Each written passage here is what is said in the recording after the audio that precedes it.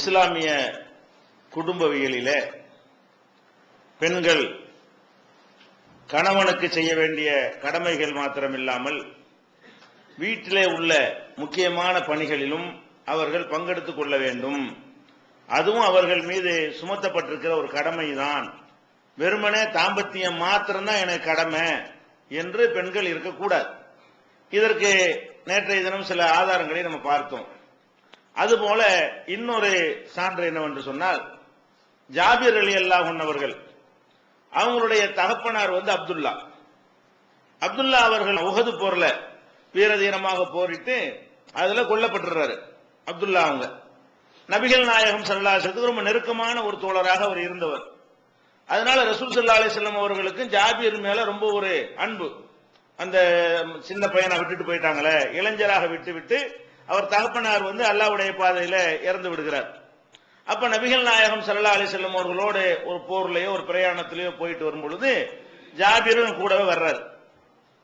அப்ப மதீனாவை நெருங்கின உடனே அவர் ஜாபிர் என்ன பண்றாருன்னா, வீட்டுக்கு வேகமா போறதுக்காக வேண்டி மற்றவங்க எல்லாம் சுலவா வர்றாங்க, ஊரை நெருங்கினோன்னு வேகமா என்ன செய்யறாரு, அவருடைய வாகனத்தை செலுத்துறாரு. அப்ப நபிகள் நாயகம் ஸல்லல்லாஹு அலைஹி வஸல்லம் கேட்கிறாங்க, என்னப்பா வேகமா போறிய, கல்யாணம் பண்ணிட்டியா அப்படின்னு கேட்கிறாங்க. அவர் என்ன செய்யறாரு, ஆமா கல்யாணம் பண்ணிட்டேன். அப்ப கல்யாணத்தை கூட ரசூலுல்லாஹ் சொல்லலன்னு பாருங்க. அவ்வளவு நெருக்கமான ஒரு உறவா இருந்து கூட நபிகள் நாயகம் ஸல்லல்லாஹு அலைஹி வஸல்லம் அவர்கள் ஊரு நெருங்கினோன்னு வேகமா போறாங்க, எல்லாத்தையும் முந்திக்கிட்டு. அதை பார்த்து என்ன பண்றாங்க, இவர் கல்யாணம் பண்ணாதான் இந்த மாதிரி போவாருன்னு கரெக்டா ஊகிச்சு என்ன செய்யறாங்க, நீ கல்யாணம் பண்ணிட்டியான்னு கேட்கிறாங்க. ஆமான்னு சொன்ன உடனே அப்ப கேட்கிறாங்க, நீ கன்னி பெண்ணை கல்யாணம் பண்ணனியா விதவைய கல்யாணம் பண்ணனியா அப்படின்னு கேட்கிறாங்க. நான் விதவையத்தான் கல்யாணம் பண்ணினேன் அப்படின்னு அவர் சொல்றாரு. அப்ப நபிகள் நாயகம் ஸல்லல்லாஹு அலைஹி சொல்றாங்க, ஏப்ப கன்னி இளைஞனாத்தானே இருக்கிற, நீ ஒரு கன்னி பெண்ணை கல்யாணம் பண்ணிருக்கலாமே, இன்னும் நல்லா சந்தோஷமா இருக்குமே அப்படின்னு ரசூல் ஸல்லல்லாஹு அலைஹி வஸல்லம் அவர்கள், ஹல்லா பிக்ரன், நீ கன்னி பெண்ணை கல்யாணம் பண்ணிருக்கலாமே என்று கேட்கிறாங்க. அப்ப அவர் என்ன சொல்றாருன்னு கேட்டா, நான் ஒரு காரணத்தோட தான் விதவை பெண்ணை கல்யாணம் பண்ணினேன் என்று நபிகள் நாயகம் ஸல்லல்லாஹு அலைஹி வஸல்லம் அவங்கள்ட்ட அவர் விளக்குறார். அது என்ன காரணம் என்று சொன்னால், என்னுடைய தகப்பனார் அப்துல்லா இருக்காங்க இல்லையா, அவங்க மரணிக்கும் பொழுது 7 தங்கச்சி வரும், 8 பேர், 7 சகோதரிகளை விட்டு அவர் மரணித்து விட்டார். அப்ப 7 சகோதரிகள் இப்ப என்னுடைய பொறுப்புல இருக்கிறாங்க. என் தகப்பனார் இறந்துட்டதுனால இந்த 7 சகோதரிகளையும் பராமரிக்க வேண்டிய பொறுப்பு யாரை சேர்ந்தது, என்னை சேர்ந்த, என்னுடைய கஸ்டடியில அவங்க இருக்கிறாங்க. அதனால நான் என்ன பண்ணினேன், ஒரு கன்னி பெண்ணை கல்யாணம் பண்ணேன்னு சொன்னா என்னுடைய சகோதரிகளுடைய ரேஞ்சுக்கு தான் அவங்க இருப்பாங்க. அவங்க என் சகோதரிகளை பராமரிக்கவோ, அவங்களுக்கு தலைவாரி விடுறதுக்கோ, அவங்களுக்கு தேவையான சேவைகள் செய்வதற்கோ, ஒரு தாய் போல அரவணைத்துக் கொள்வதற்கும் அந்த கன்னி பெண்ணுக்கு முடியாது. அதனால நான் என்ன செஞ்சேன், என் சகோதரிகளையும் சேர்த்து கவனிக்க வேண்டும் என்பதற்காக வேண்டி நான் ஒரு விதவையான ஒரு நடுத்தர வயது பெண்ணை நான் திருமணம் செய்திருக்கிறேன். என்னுடைய சந்தோஷத்தோட எதுவும் இது முக்கிய காரணம், என் சகோதரிகளையும் அவங்க கவனிக்கணும், இதுக்காகத்தான் நான் அந்த மாதிரி கல்யாணம் பண்ணினேன் அப்படின்னு அவர் சொல்றாரு. அப்ப ரசூல் ஸல்லல்லாஹு அலைஹி வஸல்லம் என்ன செய்யறான்னு கேட்டா, அசப்த, நீ கரெக்டான வேலையை தான் செஞ்சிருக்கிற, சரியான வேலையை தான் செஞ்சிருக்கிற என்று நபிகள் நாயகம் ஸல்லல்லாஹு அலைஹி வஸல்லம் அவர்கள் அவர் இந்த காரணத்துக்கு கல்யாணம் பண்றேன்னு சொல்றாரு. அதை ரசூல் ஸல்லல்லாஹு அலைஹி வஸல்லம் அக்செப்ட் பண்றாங்க. அது எப்படி, உன் தங்கச்சிக்கு அவங்க சேவை செய்யணும், நீ உன் சந்தோஷத்துக்கு ஒரு ஆளை கல்யாணம் பண்ண வேண்டியதானே, ஒரு பெண்ணுக்கு இதெல்லாம் கடமை இல்லையே அப்படின்னு சொல்லாம இவர் எதுக்காகத்தான் கல்யாணம் பண்றேங்கிறாரு, நான் சந்தோஷமா இருக்கிறது மாத்திரம் இல்லாம என் பொறுப்பில் உள்ளவர்களை என் மனைவி பார்த்துக் கொள்ள வேண்டும். என் தங்கச்சிகள் என் பொறுப்பில் உள்ளவங்க. நான் சம்பாதிக்கிறது வெளியே போயிட்டேன்னா உங்களை யார் பாத்துக்கிறவா, அவங்களுக்கு ஒரு பாதுகாப்பா ஒரு ஆள் வேணும், அவங்களை கவனிக்கணும், அன்பு செலுத்தணும், ஒரு தாய் போல இருந்து பார்த்துக் கொள்ளணும் நான் நினைத்து தான் என்ன செஞ்சேன், ஒரு நடுத்தரமான ஒரு வயசு பெண்ணை தேர்ந்தெடுத்து நான் கல்யாணம் பண்ணிக்கிட்டேன் அப்படின்னு அவர் சொல்றாரு. அப்ப இதுல என்ன விளங்குகிறது, ஒருவர் திருமணம் செய்யறாருன்னு சொன்னா அவருடைய பொறுப்பில் யாரெல்லாம் இருக்கிறார்களோ, அவர் யாரையெல்லாம் கவனிக்க வேண்டிய கடமைப்பட்டவராக இருக்கிறாரோ அவங்களை எல்லாம் கவனிக்கிறது பெண்களுடைய ஒரு கடமை. பெண்கள் அதையும் கவனித்துக் கொள்ள வேண்டும். புருஷனுடைய வேலை அவங்க தானே பார்க்கணும். இல்லைன்னா அவங்க அந்த பொருளாதாரத்துக்கு பொறுப்பேற்றுக் கொள்றாங்க இல்லையா, அதுல ஓட்ட விழுந்தணும். நான் தங்கச்சியை கவனிக்க போறேன், அம்மா கவனிக்க போறேன், வீட்டுல உட்கார்ந்துட்டு இருந்தான்னு சொன்னா பணம் சம்பாதிக்கிற யார் சம்பாதி பார்ப்போம், வெளியே போய் பொருள் திரட்டிட்டு வரணுமா இல்லையா? அப்ப அவர் நிம்மதியா பொருள் திரட்டிட்டு வந்தால் இந்த வீட்டுல என் மனைவி என் பிள்ளையெல்லாம் பாத்துக்கிறவா, என்னுடைய தங்கச்சி எல்லாம் பாத்துக்கிறவான்னு அவனுக்கு என்ன இருக்கணும், ஒரு நம்பிக்கை இருக்க வேண்டும். இந்த சம்பவம் புகாரியில 2097, 5367, 4052, இன்னும் நிறைய இடங்கள்ல புகாரியில் பதிவா இருக்கிறது. அப்ப திருமணம் செய்யும் பொழுது இந்த நோக்கத்திற்காகவும் கல்யாணம் பண்ணலாம். கல்யாணம் பண்ணும் பொழுது நம்முடைய சுகத்திற்கு மாத்திரம் கல்யாணம் செய்யாம நம்முடைய ஃபேமிலி நிலையெல்லாம் கவனத்துல கொண்டு நம்முடைய குடும்பத்துக்கு இந்த மாதிரி ஒரு பெண் இருந்தா தான் சரியா வரும், நல்லபடியா பராமரிக்கக்கூடிய, வேலை பார்க்கக்கூடிய, எல்லா வேலையும் தெரிஞ்ச மாதிரி ஒரு பெண் வந்தா தான் நமக்கு சூட் ஆகும்னு நினைத்து கொண்டு ஒருத்தர் வந்து கல்யாணம் பண்ணினாரையானால் அது தவறு கிடையாது. அது மாதிரி இந்த பெண்கள் செய்வது அவங்க மீது சுமத்தப்பட்ட ஒரு கடமை தான். கல்யாணத்துல அக்ரிமெண்ட்ல இதெல்லாம் சேர்ந்துருது. அழகிய முறையில் குடும்பம் நடத்துங்கள் என்று சொன்னா இவனுக்கு என்னவெல்லாம் செய்யறதுக்கு தேவை இருக்குதோ அதுல அவங்க ஒத்துழைப்பா இருக்கணும், அவர்களுக்கு என்னவெல்லாம் தேவையா இருக்குதோ அதுல இவங்க ஒத்துழைப்பா இருக்கணும். அது அழகான இல்லறம்ங்கிறது. அதனால வந்து இதெல்லாம் நம்ம வேலை கிடையாது. உங்களுக்கு பொண்டாட்டியா உங்க தங்கச்சிக்கு பொண்டாட்டியாலும் கேட்டக்கூடாது. என்ன கேட்கக்கூடாது? நான் உங்களுக்கு தானே மனைவி, உங்க தங்கச்சி மாருக்கு எனக்கு என்ன இருக்குது, உங்க சகோதரிக்கு நான் என்னத்துக்கு பண்ணணும் என்கிற மாதிரியான ஒரு விஷயங்கள்லாம் என்ன இருக்கு சமூகத்தில் இருக்கிறது. அந்த மாதிரியான ஒரு தன்மை வராமல் என்ன செய்யணும் பெண்கள் நடந்து கொண்டார்களே ஆனால் அது இல்லறமும் நல்லா இருக்கு. அது அவங்களுடைய மார்க்கத்திலே நமக்கு இது ஒரு கடமையா இருக்கிறது. ரசூல் ஸல்லல்லாஹு அலைஹி வஸல்லம் அவங்கள இனி செஞ்சது சரியான வேலை தான் சொல்லி அங்கீகாரம் கொடுத்திருக்கிறாங்க அப்படின்னு புரிந்து கொள்ள வேண்டும். அதே மாதிரி வந்து இன்னொரு சம்பவத்தை பாருங்க. நபிகள் நாயகம் ஸல்லல்லாஹு அலைஹி வஸல்லமுடைய நெருங்கின தோழர் அபூபக்கர் சித்திக் அவங்களுக்கு ஆயிஷா நாயகி மாதிரி அஸ்மான்னு ஒரு மகள் இருந்தாங்க. அபூபக்கர் அவங்களுடைய மகள் யாரு? அஸ்மா. இந்த அஸ்மாங்கிறவங்களை என்ன பண்றாங்கன்னு கேட்டா ஜுபைருங்கிற ஒருத்தருக்கு கல்யாணம் பண்ணி கொடுத்திருந்தாங்க. அஸ்மாங்கிறவங்கள ஜுபைரு கல்யாணம் பண்ணி கொடுத்தாங்க. மதீனாவுக்கு வந்த பிறகு முதல்ல பிறந்த குழந்தையே இவங்களுக்கு தான். அஸ்மாவுக்கும் ஜுபைருக்கும் தான் என்ன செய்யறது, ஹிஜ்ரத் செஞ்சு வந்த உடனே முதல் குழந்தை பிறக்குது. அப்ப அதுல வந்து ஒட்டுமொத்த சமுதாயமே சந்தோஷப்பட்டுச்சான். எதுக்காக சமுதாயமே சந்தோஷப்பட்டுச்சுன்றா, மதீனாவுக்கு வந்தாங்கல்ல, வந்தோம் யூதர்கள் என்ன பரப்பிட்டாங்கன்னு கேட்டா, நாங்க வந்து முகமதுக்கும் அவருடைய குடும்பத்திற்கும் அவங்களுடைய சமுதாயத்துக்கு நாங்க சிகிர் பண்ணிவிட்டோம், புள்ளையே பிறக்காதவங்களுக்கெல்லாம் யாருக்குமே அப்படின்ட்டானுவோம். அதான் இஸ்லாத்துக்கு யூதர்கள் போயிடக்கூடாதுங்கிறதுக்காக வேண்டி யூதர்கள் என்ன கதை கட்டி விட்டுனாங்க, முஸ்லீம்களுக்கு சந்ததியே இருக்காது, அந்த மாதிரி நாங்க வந்து சூனியம் பண்ணிவிட்டோம், வெள்ளி சூனியம்ங்கிறாங்கல்ல, இந்த சூனியம் வச்சுட்டோம் அப்படின்னு பரப்பி விட்டுருந்தாங்களாம். இது சஹாபாக்களுக்கு ரொம்ப ஒரு மன உளைச்சலா இருந்துச்சு. என்ன நம்பிக்கை இல்ல, இப்படி சொல்றாங்களே, யாருக்கும் புள்ள பிறக்க மாட்டாங்களே, நம்மளும் இவ்வளவு ஆனாச்சு யாருக்கும் குழந்தை பிறக்கலையே அப்படிங்கிற மாதிரி அவங்களுக்கு ஒரு ஃபீலிங்கா இருந்துச்சு. அப்ப முதல் குழந்தை இது பிறந்த உடனே அவங்க இந்த சூனியம் ஏமாத்திட்டு இருந்தாங்கல்ல, அதை முறியடிக்கக்கூடிய வகையில் அஸ்மாவுக்கும் சுபைருக்கும் பிறந்தது வந்து ஒட்டுமொத்த முஸ்லீம்களுக்கு ஒரு பெரிய மகிழ்ச்சியை சந்தோஷத்தை ஏற்படுத்துன்னு சொல்றாங்க. அந்த தம்பதியருடைய சம்பவம் தான் இது. இந்த அஸ்மா அவங்களை சுபைரு கல்யாணம் பண்ணி கொடுத்தாங்கல்ல, அப்படி பண்ணி கொடுக்கும் பொழுது அபூபக்கர் அவர்கள் கொஞ்சம் வசதியான ஆள் தான். மற்ற திண்ணையில படுத்து கிடந்த தோழர் மாதிரி லிஸ்ட்ல உள்ள ஆள் இல்ல, அலி ரலியல்லாஹு அன்ஹு மாதிரி வறுமையில உள்ள ஆளும் கிடையாது. அப்ப வந்து அபூபக்கர் உமர்லாம் கொஞ்சம் உஸ்மான் 3 பேர் நல்ல வசதியான ஆளுங்க. அலி ரலியல்லாஹு அன்ஹு தான் பொருளாதாரத்தை ரொம்ப கீழே இருந்த ஒரு ஆளு, கூலி வேலை செஞ்சுக்கிட்டு இருந்த ஒரு ஆள். அப்ப வந்து அபூபக்கர் அவர்கள்ட்ட பொருளாதார வசதி இருந்தாலும் தன் மகளை கல்யாணம் பண்ணி கொடுத்தது அதே மாதிரியான வசதியான மாப்பிள்ளையை பார்த்து கொடுக்கல. யாரு? சுபைர் வந்து ரொம்ப எந்த ஒரு பொருளாதாரம் இல்லாத ஒரு ஆள். அந்த கல்யாணம் பண்ணி கொடுக்கும் போத ஒரு நல்ல மனுஷன் நினைத்து கல்யாணம் பண்ணி கொடுத்தார்களே தவிர ஜுபைர் அவங்கள்ட்ட வந்து அடிமைகளோ ஊழியர்களோ வேற சொத்து சுகங்களோ எதுவுமே அவருக்கு இருக்க கிடையாது அப்படின்னு அஸ்மாவா சொல்றாங்க. என்னுடைய கணவர் ஜுபைருக்கு வந்து எந்த சொத்து சுகமும் ஒண்ணுமே கிடையாது, அவருக்கு தான் என்னை கல்யாணம் பண்ணி கொடுத்தாங்க. கொடுத்தா அவருக்கு ரசூல் ஸல்லல்லாஹு அலைஹி வஸல்லம் அவருடைய அந்த வறுமையை கவனித்து ஒரு ஏரியாவில் என்ன செஞ்சாங்கன்னா, அரசாங்கத்துக்கு சொந்தமான நிலம் இருக்குது இல்லையா, அந்த நிலத்தை வந்து இல்லாதவங்களுக்கு கொடுப்பாங்க. யார் யாரெல்லாம் கஷ்டப்படுறாங்களோ, இந்த நீ 2 ஏக்கரை வச்சுக்க, நீ 1 ஏக்கரை வச்சுக்க, நீ ஒரு 5 ஏக்கரை வச்சுக்க. அந்த காலத்துல மேட்டரே கிடையாது, மக்கள் தொகை கம்மியா இருந்த காலத்துல வந்து நிலங்கள் எல்லாம் ஒரு பெரிய மதிப்புலாம் கிடையாது, யாருக்கு வேண்டாலும் எவ்வளவு வேணாலும் கொடுக்கலாம். அந்த காலத்துல மன்னர்கள் ஆட்சி பண்ணிட்டு என்ன பண்ணுவாங்க, இந்த அது வரைக்கும் வச்சுக்காமாங்க, கண்ணுக்கு தெரியற வரைக்கும். அதனால கோயில்களுக்கு எல்லாம் ஏக்கர் ஏக்கரா சொத்து இருக்கும், தர்காக்களுக்கு எல்லாம் ஏக்கர் ஏக்கரா இருக்கும். எப்படி அதெல்லாம் கூட அதெல்லாம் கிடைச்சது வந்து பாப்பாங்க. தர்காக்கு வருவானா முஸ்லீம் மன்னரா இருந்தான்னு வைங்க, நம்ம நாட்டுல எல்லாம் ஷியாக்கள் தானே இருந்தானுவோ, எல்லாம் கபர் வணங்கி தான் இருந்தானுவோ. அவங்க ஆட்சியில் மன்ன தர்காக்கு வர்றது இந்த கண்ணுக்கு தெரிகிற தூரம் வரைக்கும் தர்காக்கு வச்சுக்கின்றானுவோ. மன்னர் சொல்லிட்டார்ல, செம்பு பட்டியல் எழுதி கொடுத்துட்டு போயிருவாங்க. கண்ணுக்கு தெரிகிறது 40 ஏக்கர் 50 ஏக்கர் 200 ஏக்கர் 300 ஏக்கர்லாம் இருக்கும். இந்த மாதிரி எல்லாம் கொடுத்துட்டு போனாங்க. இதுக்கு நிலத்துக்கு மதிப்பு இல்லாத காலம். அதனால என்ன செஞ்சாங்க, இவருக்கு ஒரு ஏரியாவை ஒதுக்கி கொடுத்து நீ இதுல என்ன வேணாலும் பண்ணிக்க. அவர் என்ன செய்யறாரு, பாடுபடுறாரு. அந்த இடத்துல வந்து பேரிச்ச மரங்களை வச்சு தண்ணீர் இறைப்பது, ஒட்டகத்தின் மூலமா தண்ணி இறைக்குவாங்க. ஒட்டகத்துடைய ஒரு கயிறு கட்டி அதுல வாளியை கமலம்பாங்கல்ல தொங்க விட்டு அது அப்படி போகும்போது தண்ணி மேல வரும், திருப்பி போகும். இந்த மாதிரியான ஒரு ஒட்டகம் ஒன்று இருந்துச்சு. அவர் அந்த தோட்டத்துக்கு போயிட்டு வர்றதுக்கு ஒரு குதிரை ஒன்று வச்சிருந்தாரு.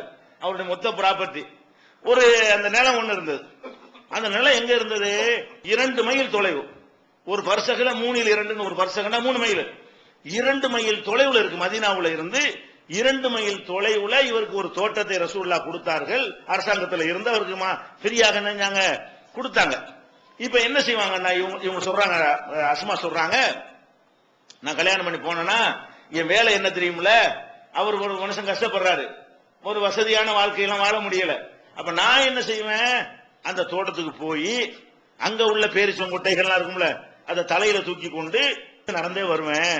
என்னுடைய வேலை என்ன, அவனை மட்டும் கஷ்டப்பட விடக்கூடாது, நம்மளும் சேர்ந்து அதுல பங்களிக்க வேண்டும் என்பதற்காக வேண்டி தூக்கிட்டு வருவேன். அது மாதிரி ஒரு குதிரை இருக்க ரொம்ப சண்டித்தனம் பண்ணு, அதுக்கு தீனி போடுறது அதை கண்ட்ரோல் பண்றதெல்லாம் என் பொறுப்பு தான்.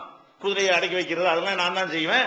உள்ளதுல எனக்கு அதுதான் ரொம்ப கஷ்டமான ஒரு வேலையா இருக்கு. அந்த குதிரையை என்ன செய்ய முடியாது, அது ஒழுங்கா கட்டுப்படாது, அதெல்லாம் நான் தான் செய்வேன். அதே மாதிரி அந்த தண்ணி இறைக்கக்கூடிய தாம்பு கயிறுமாங்கல்ல, அந்த கயிறு ஏதாவது ரிப்பேர் ஆச்சுன்னா அதை சரி முறுக்கு கயிறு லூஸ் ஆயிக்கணும், அந்த கயிறை ரிப்பேர் பண்றது, ஒட்டு போடுறது, இந்த மாதிரி வேலைகள் எல்லாம் நான் தான் செய்வேன். நான் தான் மாவு குழைப்பேன். என்ன ஒரு மைனஸ், எனக்கு ரொட்டி மட்டும் சமையல் மட்டும் எனக்கு தெரியாது. அவங்க சொல்றாங்க எனக்கு இந்த ரொட்டி சுடுறது மட்டும் எனக்கு வராது. அதனால பக்கத்து வீட்டில் உள்ள பெண்கள் என்ன செய்வாங்க, தோழிகள் இருந்தாங்க, அவங்க எனக்கு நல்ல முறையில் செஞ்சு போயிருவாங்க. அந்த வேலையை அவங்க எனக்கு ஹெல்ப் பண்ணி தந்துருவாங்க. இதை தவிர அம்புட்டு வேலையை நான் தான் என்ன செய்வேன், அதை செய்வேன் அப்படின்னு சொல்லிட்டு இப்படி செய்யும்போது ஒரு நாள் நான் அந்த தோட்டத்தில் இருந்து தலை நிறைய அந்த பேரிச்சங்கொட்டைகளை எதுக்கு யூஸ் பண்ணுவாங்க உங்களுக்கு அந்த காலத்தில் எதுக்கு யூஸ் தெரியல, பேரிச்சங்கொட்டைகளை கொண்டு என்ன செய்வாங்க, அதை இடிச்சு எதுக்கு பயன்படுத்துறாங்களா வேற எதுக்கும் தெரியல, அதை கொண்டு வர்றாங்க, தலையில சுமந்து கொண்டு அங்கிருந்து வர்றாங்க. வந்த பொழுது அப்ப ரசூல் ஸல்லல்லாஹு அலைஹி வஸல்லம் செய்யறாங்க, அவங்களும் வந்துகிட்டு இருக்காங்க, போய்கிட்டு இருக்காங்க. நபி ஸல்லல்லாஹு அலைஹி வஸல்லம் அவர்கள் அவங்க நிப்பாட்டுறாங்க. ஏன், ரசூலுல்லாஹ்வுக்கு அவங்க யாரு, குழந்தையாவ மனைவியுடைய தங்கச்சி ஆயிஷா நாயகி அவங்களுடைய சகோதரி தான் அஸ்மா. அப்ப தன் மனைவியுடைய சகோதரிங்கிற வகையிலையும் அவங்கள ரசூலுல்லாஹ்வுக்கு நல்லா தெரியும். அபூபக்கர் அவர்கள் தான் 2 பேரும் 2.5 கலந்த நண்பர்களா தானே இருந்தாங்க. அதனால அபூபக்கருடைய மகள்ங்கிற வகையிலையும் அவங்க மீது ரசூல் ஸல்லல்லாஹு அலைஹி வஸல்லம் ஒரு தனியான ஒரு அக்கறையும் இருக்கிறது. அப்ப என்ன செய்யறாங்கன்னா தலையில தூக்கிக்கிட்டு கஷ்டப்பட்டு நான் வருவதை பார்த்துட்டு என்ன செய்யறாங்க, அவங்க போய்கிட்டு இருந்த ஒட்டகத்தை நிப்பாட்டுறாங்க. ஒட்டகத்தை நிப்பாட்டி அந்த அவங்க மட்டும் வரல, கூட நிறைய சஹாபாக்கள்லாம் வந்துட்டு இருக்காங்க.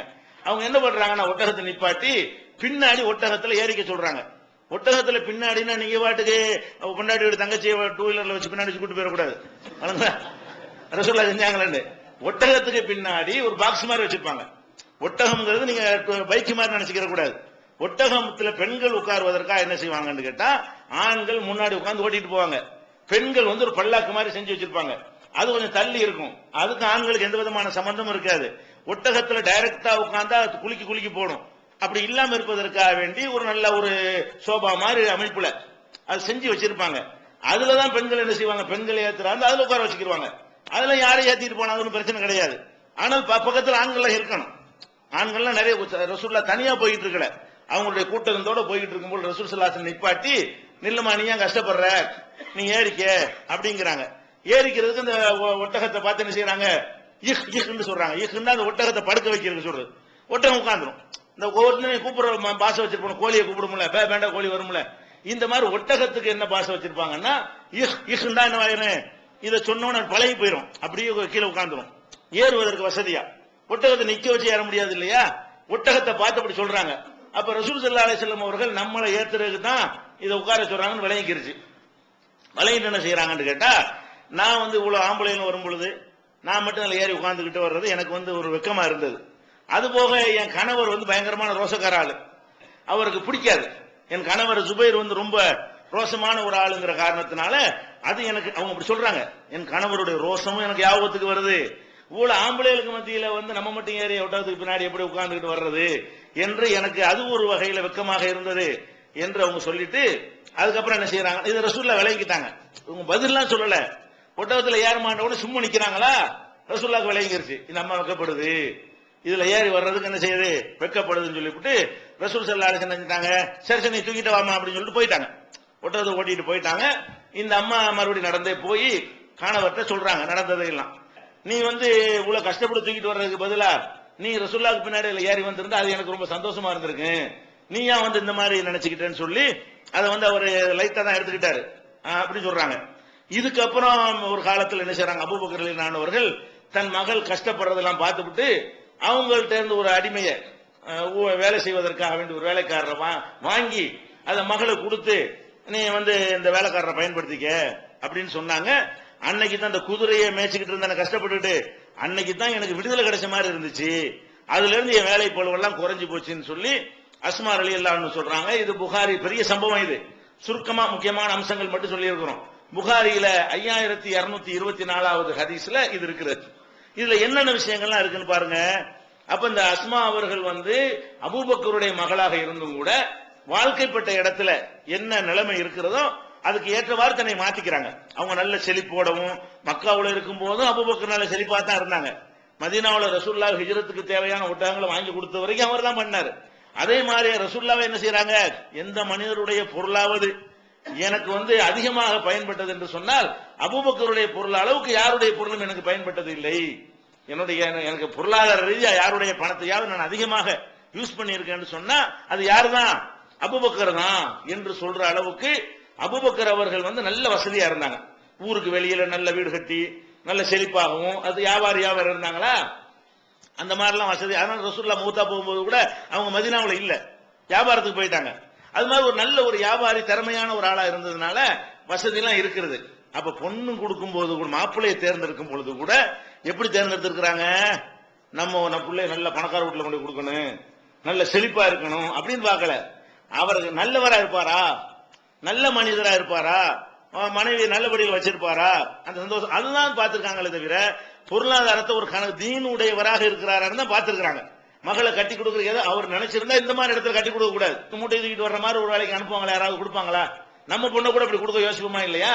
அவங்க அதெல்லாம் அவர் பார்க்கிறாரு. இருக்கிற ஒரு நல்ல மாப்பிள்ளை, நல்ல மாப்பிள்ளைக்கு என்ன அளவுகோல், தீன் தான் அளவுகோல். தீன் நடத்த ஒழுக்கம் எல்லாமே நல்ல எல்லா வகையிலும் கரெக்டான ஒரு ஆள் அவர் தெரிஞ்சு அவர் கல்யாணம் பண்ணி கொடுக்குறாங்க. ஒண்ணு. ரெண்டாவது, இதை வந்து பாக்குறாங்க ரசூல் ஸல்லல்லாஹு அலைஹி வஸல்லம்.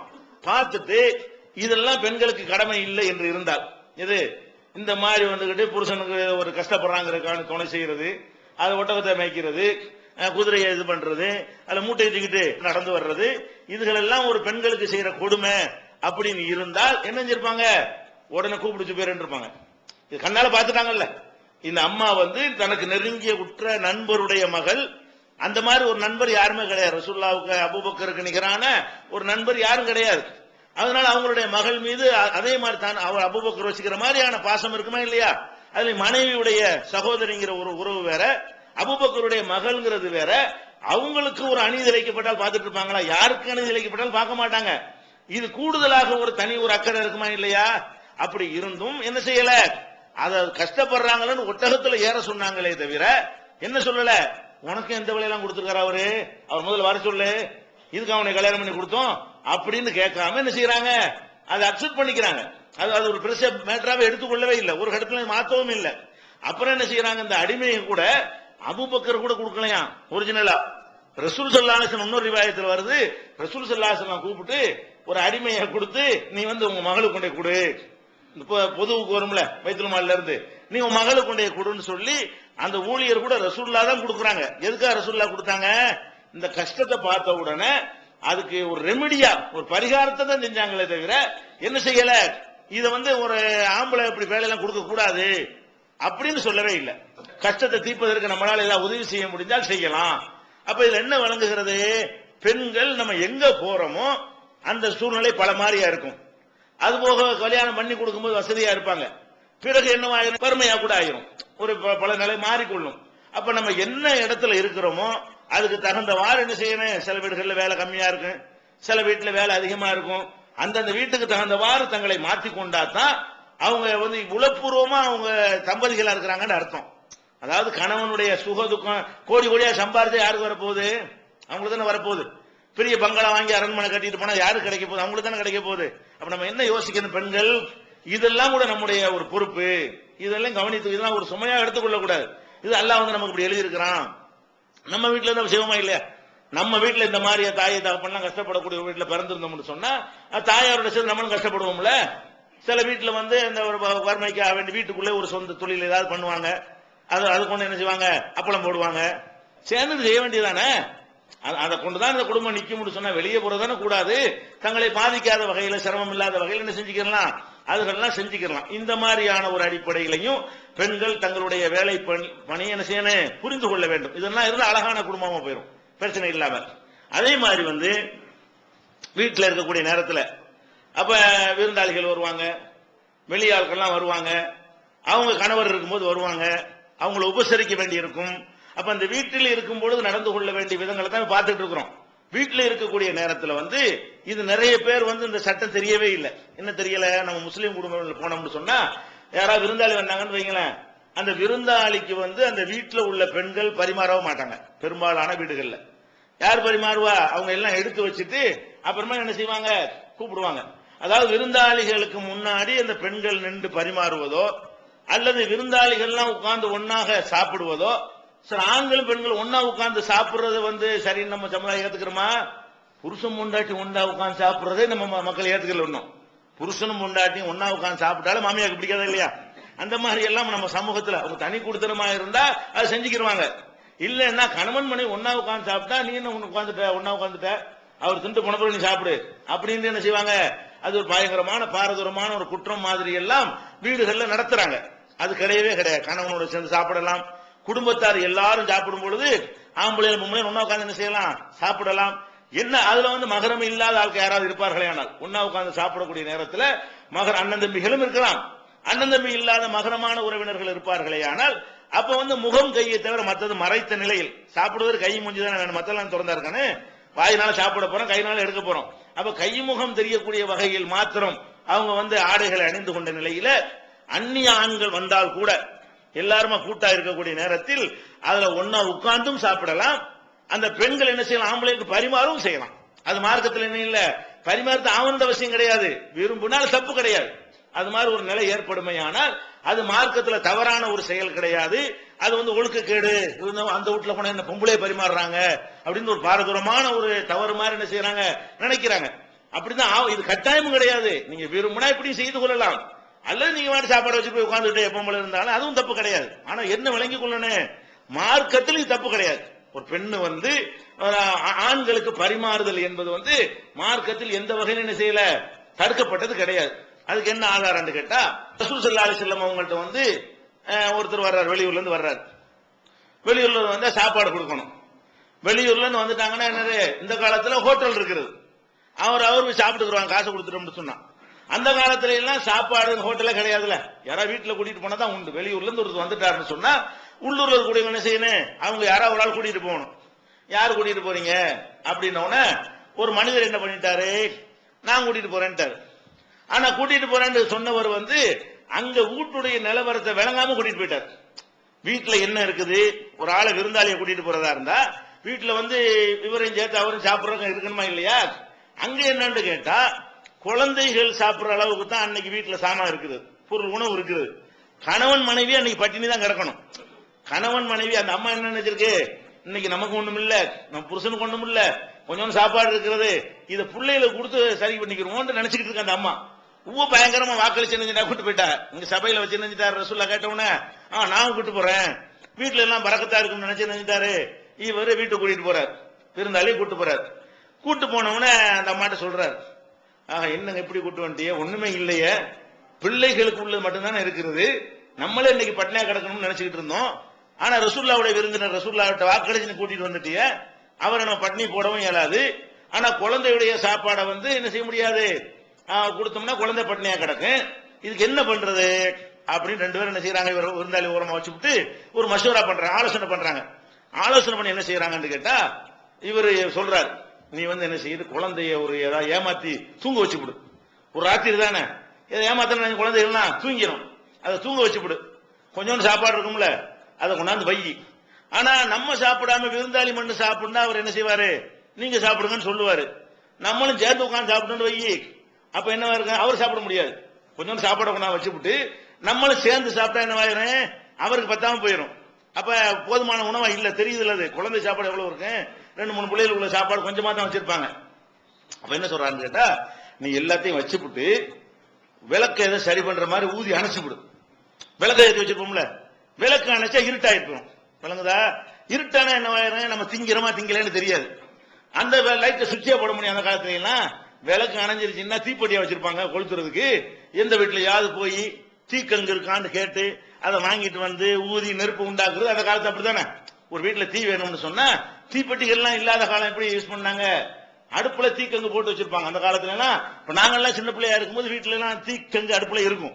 என்ன செய்வாங்க, தீ வாங்கிட்டு வான்னு சொல்லி நாங்களும் வாங்கிட்டு வந்துருக்கோம். பக்கத்து வீட்டுல போய் தீ வாங்கிட்டு சொன்னா ஒரு கரண்டில என்ன இரும்பு கரண்டில தீக்கங்கு கொண்டு வருவாங்க. அதை ஊதி ஊதி இவங்க தீ உண்டாக்கிடுவாங்க. இப்படிதான் தீங்கிறது ஒரு வீட்டுல இருந்து ஒரு வீட்டுக்கு என்ன செய்யும், சப்ளை செய்யப்படும். அப்ப அந்த விளக்கு அணைச்சிட்டு என்ன செய்ய முடியாது, உடனடியாக ஒண்ணும் செய்ய முடியாது. மறுபடியும் அந்த விளக்கு ஏத்துறதா இருந்தா வெளியே போய் எந்த வீட்டுல நெருப்பு இருக்குன்னு கேட்டு அதை வாங்கிட்டு வந்து அதுக்குள்ள நேரம் ஆயிரும். அப்ப என்ன பண்றாங்க, சாப்பாடுலாம் எல்லாம் வச்சுட்டு அதை வந்து அவரை சாப்பிட வைக்கிறாங்க. அப்ப அதுல வருது எப்படி வருதுன்னு கேட்டா, அதே மாதிரி அந்த பெண்மணி எழுந்தார்கள், அந்த விளக்கு ஏதோ சரி பண்ற துடைக்கிற மாதிரி கூட ஊதி விட்டாங்க. டக்குன்னு விளக்கு ஏதோ சரி பண்ற மாதிரி போய் நினைஞ்சிட்டாங்க. தந்திரம் பண்ணி, நல்லதுக்கு தந்திரம் எல்லாம் பண்ணலாம், கெடுக்கிறதுக்கு தந்திரம் பண்ணக்கூடாது. நம்ம என்ன செய்யறோம், கெடுக்கிறதுக்கு எல்லா விதமான தந்திரமும் பண்றோம். இது ஒரு விருந்தாளி உபசரிக்கிறதுக்காக வேண்டி, நல்ல காரியம் செய்யறதுக்காக வேண்டி, அவ்வளவு பொய் தானே, நடிப்பு தானே, இது எல்லாமே நடிப்பு தான் செய்யறாங்க. அப்ப அந்த மாதிரி என்ன செய்யறாங்க, விளக்கு அணைச்சு விட்டாங்க. அணைச்சு விட்டு இவங்க 2 பேரும் என்ன செய்யறாங்கன்னு கேட்டா, 2 பேரும் அவர் சாப்பிடுற மாதிரி அவர் காண்பிக்கிறார்கள். 2 பேரும் ஒன்னா 3 பேர் உட்காந்துறாங்க. இப்ப சாப்பிட யாராவது உட்காந்துருக்கா, விருந்தாளி, இந்த அம்மா, அந்த கணவர், அழைச்சிட்டு போன கணவர், 3 பேரும் ஒன்னா உட்காந்து சாப்பிடுறாங்க. 3 பேரும் ஒன்னா சாப்பிட என்ன செய்யறது, 2 பேரும் சாப்பிடுற மாதிரி நாங்க நடித்தோம். அவங்க ஆணும் பண்ணு நடிக்கிறாங்க. அப்படி நடிக்கிறது, இருட்டுல ஒண்ணும் தெரியாது, சூப்பர் நல்ல ருசியா இருக்குல்ல அப்படின்னு இருக்குது. சாப்பிடுற மாதிரி, சாப்பிட்டால் என்ன மாதிரி இருக்குமோ அந்த மாதிரி என்ன செய்யறது, அதை பேசிக்கொண்டு அவர் மட்டும் சாப்பிடுறாரு. மொத்தத்தையும் அங்க வச்சிடறாங்க. இவங்க 2 சும்மா உட்கார்ந்துட்டு இருக்காங்க. ஒரு ஆளுக்கு தான் அது போதும். இந்த மாதிரி செஞ்சார்கள். அதுக்கப்புறம் அல்லாஹ் வந்து இவங்களையே பாராட்டி ஒரு வசனத்தை இறக்கிட்டான். தங்களுக்கு வறுமை இருந்தால் கூட அடுத்தவங்களுக்கு கொடுக்கிறார்கள், இவங்க வந்து ரொம்ப சிறந்த மக்கள் சொல்லி இவங்களை பார்த்து அல்லாஹ் வந்து மகிழ்ச்சி அடைந்தான்னு சொல்லி ஒரு வசனமே அருளப்படுகிறது. இது புகாரியில 3798வது ஹதீஸாக பதிவு செய்யப்பட்டிருக்கிறது. இதுல நம்ம என்ன விளங்குறோம், விருந்தாளியோட சேர்ந்து கணவரும் அவருடைய மனைவியும் அதுக்குரிய முறைப்படி இருந்திருப்பாங்க. சஹாபாக்கள் அந்நியான்கள் வந்துட்டாங்கன்னு சொன்னா இஸ்லாம் சொல்லக்கூடிய முறை என்ன செய்வாங்க, டக்குண்டு அந்த முகம் கையை தவிர மற்றதெல்லாம் மறைத்தவர்களாகத்தான் இருப்பார்கள். வீட்டுக்குள்ள கணவரோட இருக்கும்போது சும்மா இருப்பார்கள். அப்ப விருந்தாளி கூட்டிட்டு வந்தா எப்படி இருக்கணுமோ அப்படிதான் இருந்திருப்பாங்க. சொல்லப்படாட்டாலும் அப்படித்தான் இருந்திருப்பாங்க. அதான் ரூல். அப்ப இந்த மாதிரியாக ஒரு ஹிஜாபை சரியான முறையில் பேணக்கூடிய நிலையில் இருந்தால் அந்த அந்நிய ஆண்களுக்கு என்ன செய்யலாம், பரிமாறலாம். பரிமாற வரும்பொழுதே என்ன செய்யறாங்க, வெளிச்சத்தோடு தான் இருந்துச்சு, வெளிச்சத்தோடு தான் பரிமாற வர்றாங்க. எல்லாம் எடுத்து வைக்கும் போது ஒன்னா தான் இருக்கிறாங்க. சாப்பிடும் பொழுதுதான் விளக்கு அணைக்கப்படுகிறது. அப்ப அதை விளங்கிக் கொள்ள வேண்டும். இப்படி சேர்ந்து சாப்பிடுவதற்கு இன்னொரு விருந்தாளி வந்து விட்டால் அவங்களோட கணவரும் சாப்பிடுற மாதிரி என்ன செய்யலாம், விரும்பினால் அந்த மனைவியும் சேர்ந்து என்ன செய்யலாம். மார்க்கம் சொல்ற மரபு தான் முக்கியம், இந்த ரூல் தான் முக்கியமே தவிர ஒன்னா உட்காந்து சாப்பிடுறது ஒரு பெரிய மேட்டரே கிடையாது. இது வந்து புகாரி நீங்களே பாத்துக்கலாம், 3798வது ஹதீஸில் இருக்கிறது. அதே மாதிரி வந்து அபு உசைது என்ற ஒரு சஹாபி, அவர் வந்து கல்யாணம் பண்றாரு. கல்யாணம் பண்ணிட்டு என்ன செய்யறாருன்னா, கல்யாணத்துக்கு விருந்து கொடுக்கணும்ல, விருந்து ஆம்பளை தானே கொடுக்கணும். அப்ப இவர் என்ன செய்யறாருன்னா, கல்யாணம் பண்ணிட்டு விருந்துக்கு ஏற்பாடு பண்றாரு. விருந்துக்கு ஏற்பாடு பண்ணி ரசூல் ஸல்லல்லாஹு அலைஹி வஸல்லம் விருந்துக்காக கூப்பிடுறாரு. அவங்களோட சில பேரை இவருக்கு என்ன வசதி இருக்கோ அது மாதிரி கூப்பிடுறாரு. கூப்பிட்டா இவர் வீட்டுல இவர் வந்து தனிக்காட்டு ராஜா மாதிரி ஒரு ஆள். அதாவது இவர் விருந்து கொடுக்கிறாருன்னா வீட்டுல வந்து ஆட்கள்லாம் கிடையாது, வேலைக்காரெல்லாம் கிடையாது, பரிமாறுவதற்கோ மற்ற விஷயங்களுக்கு ஆள் கிடையாது. இவர் கொண்டாடி தான் மொத்தமா நம்புற. அதனால ஹிஜ்ரத் பண்ணி வந்த ஆட்களுக்கு அந்த மாதிரிலாம் இருக்காது. ஹிஜ்ரத் பண்ணி வந்துட்டாங்கன்னு வைங்களேன், அங்குள்ள ஆட்கள்லாம் இருக்காது. அப்ப என்ன பண்றாங்கன்னா, விருந்துக்கு நம்ம கூப்பிட்டோமே, வரக்கூடியவங்களுக்கு யார் பரிமாறுறது, பரிமாறணுமா இல்லையா, எடுத்து வைக்கிறது, பரிமாறுற யாருன்னு கேட்டா புது பொண்ணு தான் பரிமாறுது. யார் பரிமாறுது, நம்ம என்ன வச்சுக்கோம், புது பொண்ணு அது வெளியே வரவே கூடாதுன்னு பூட்டி வச்சுட்டு இருக்கிறோம். வழங்குதா, புது பொண்ணு கல்யாண விருந்து அடுத்த நாள் அதுக்கு அடுத்த நாள் கொடுத்துருப்பாங்க. என்னைக்கு கொடுத்தாருன்னு சொல்ல வரல, ஆனா 6 மாசம் கழிச்சு கொடுத்துருக்க மாட்டார்ல. கல்யாண விருந்துன்னா அடுத்த நாளோ அன்னைக்கோ அதுக்கு மறுநாளோ 2-3 நாள் கொடுத்திருப்பாரு. அப்ப கல்யாண விருந்துக்காக ரசூல் ஸல்லல்லாஹு அலைஹி வஸல்லம் சில சஹாபாக்களை என்ன செய்யறாரு, அந்த சஹாபி கூட்டிட்டு வர்றாரு. அவங்களுக்கு பரிமாறினது யாருன்னு கேட்டா அந்த உம்மு அசீதுங்கிற அவருடைய மனைவி, அன்னையத்து கல்யாணம் பண்ணார்ல, அந்த பொண்ணு தான் என்ன செய்யுது, எல்லாரையும் உட்கார வச்சு பொண்ணே பரிமாறுகிறது. கல்யாண பொண்ணு வேலையை செய்யக்கூடாதுங்கிறாங்கல்ல, அதெல்லாம் இஸ்லாத்துல உள்ளது கிடையாது. அவங்களே எல்லா வேலையும் என்ன செய்யறாங்க, வர்றவங்களுக்கு பரிமாறுறாங்க.